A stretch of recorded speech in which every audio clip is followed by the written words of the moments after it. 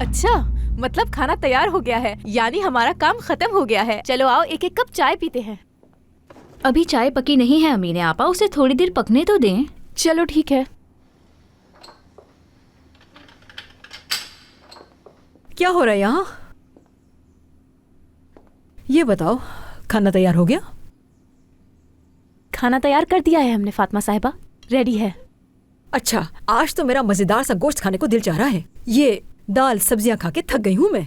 सुल्ताना साहिबा जो हमें बोलती हैं हम वही बनाते हैं, क्योंकि ज्यादा गोश्त खाना सेहत के लिए नुकसानदेह होता है। आपकी तो उम्र भी ज्यादा है, अल्लाह ना करे आपका कोलेस्ट्रॉल लेवल बढ़ जाए और थोड़े दिन बाद आपको दिल का दौरा पड़ जाए। गोश्त सब खाएं और दिल का दौरा मुझे पड़ जाए? फुजूल बातें मत करो। जो मैंने कहा है बस वो करो। जिसका दिल चाहेगा वो खाएगा। तुम्हें क्या, इतना पैसा है इन लोगों के पास और गोश्त नहीं खाते? बात सुनो, मेरे लिए अच्छी सी प्लेट बनाना, समझ आ रही है ना तुम्हें? और एक कप में कहवा लेके आना और नींबू डालना मत भूलना उसमें। जी मैं ले आती हूँ। ठीक है, मैं इंतजार कर रही हूँ।